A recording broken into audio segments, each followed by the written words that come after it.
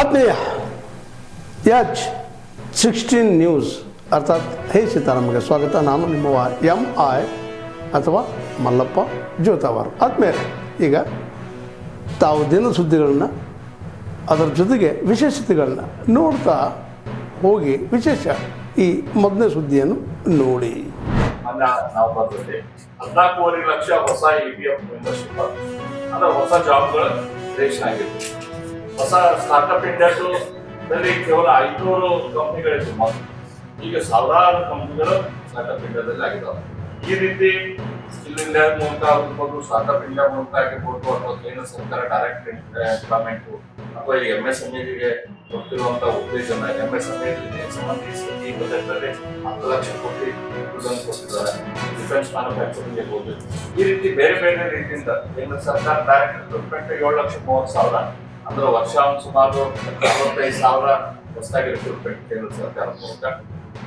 ಅದ್ರ ಜೊತೆ ಬೇರೆ ಬೇರೆ ಸಂಸ್ಥೆಗಳ ಮೂಲಕ ಸುಮಾರು 17,90,00,000 ಹೊಸ EPF ಅಕೌಂಟ್ಗಳು ಬೇಕಾಗಿದೆ. ಅಂದ್ರೆ 17,90,00,000 ಜಾಬ್ ಕ್ರಿಯೇಷನ್ ಆಗಿದೆ.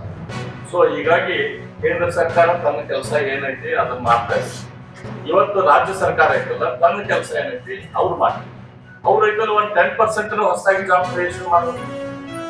KPSC ಬಗ್ಗೆ ಇಷ್ಟು ವಿವರವಾಗಿ ಸಾಧಾರಣ 2 ದಿನ ಅದ್ರ ಬಗ್ಗೆ ಚರ್ಚೆ ಆಯ್ತು. KPSC ಹಗರಣ ಬಗ್ಗೆ ಸುಮಾರು 2 ವರ್ಷದಿಂದ ಧಾರವಾಡ ಮಠ ಮಾರ್ಗದೊಳಗ ಯಾವ್ದಾರ ಒಂದು ಯಾವುದು ಆಗಲಿ ಯಾವುದಾಗಲಿ ಗೊಂದಲ ಸೃಷ್ಟಿ ಆಗ್ತಿದೆ. ಕೆಲವು ಸಂಘಟನೆಗಳು ಬಂದು ಇಲ್ಲಿ ಗದ್ದಲ ಮಾಡ್ತಾರೆ ಮತ್ತು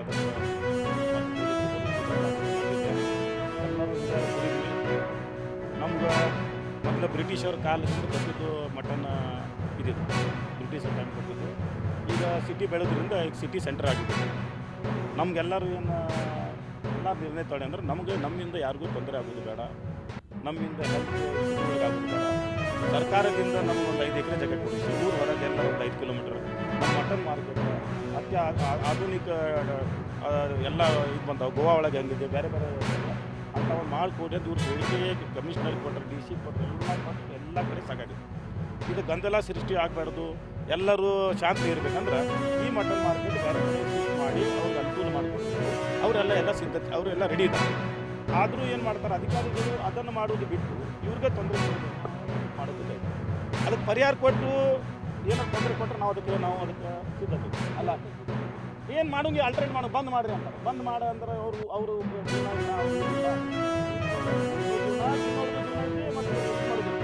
ನಾವು ಪರಿಹಾರ ಮಾಡೇವ್ರಿ, ಅಲ್ಲಿ ಹೋಗ್ರಿ ಮಾಡಿ ನಂದು ಅಂದ್ರೆ ನಾವು ಅದಕ್ಕೆ ಅರ್ಥ ಪರಿಹಾರ ಇಲ್ಲ. ಮಾಡ್ತೀನಿ, ಬಿಡುತ್ತೀನಿ, JCB ಹಚ್ತೀನಿ, ಅದು ಬರ್ತೀನಿ, ಏನೇನೇನು ಮಾಡಿ ಅವ್ರು ತೊಂದರೆ ಕೊಟ್ಟು ಅವ್ರಿಗೆ ಅದು ಶಾಂತಿ ಇದಾಗಿ ಕೊಡೋಕತ್ತಿಲ್ಲ. ಅದಕ್ಕೆ ನಾವು ಈಗ ಮತ್ತೊಮ್ಮೆ ರಿಕ್ವೆಸ್ಟ್ ಮಾಡ್ತೀವಿ, ಪರಿಹಾರ ಎಲ್ಲ ಕಾರ್ಪೊರೇಷನ್ದಾರಾಗಲಿ ಎಲ್ಲ ಅಲ್ಲಿ ಪರಿಹಾರ ಹುಡುಕಿ ಅವ್ರು ರೆಡಿ ಇದ್ದಾರೆ.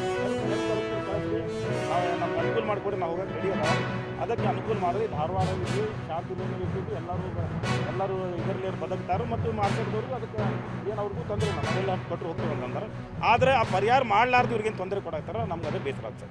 ಯಾರೊಬ್ಬ ಏನು ತಪ್ಪು ಮಾಡಿದರೆ FIR ಇಲ್ಲ, ಅವ್ನ ಮನೆ ಡೆಮಾಲಿಷ್ ಮಾಡೋದು.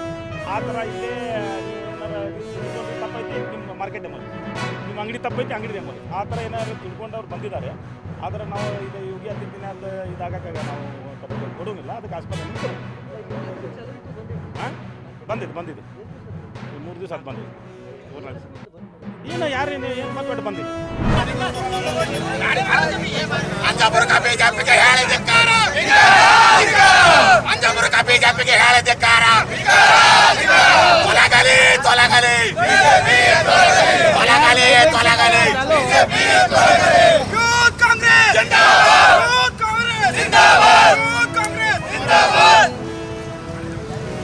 ಕಾಂಗ್ರೆಸ್ ಕಾಂಗ್ರೆಸ್ ತೊಲಗಲಿ ತೊಲಗಲಿ ಧಿಕ್ಕಾರ ಧಿಕ್ಕಾರ ರಾಷ್ಟ್ರೀಯ ಅಧ್ಯಕ್ಷ ಉದಯ ಭಾನು ಸುರೇಶ್ ಮೋದಿದ ಹೇಳಿ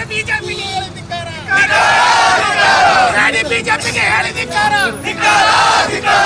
ಉದಯ ಭಾನುಜಿ ಬಿಜೆಪಿಗೆ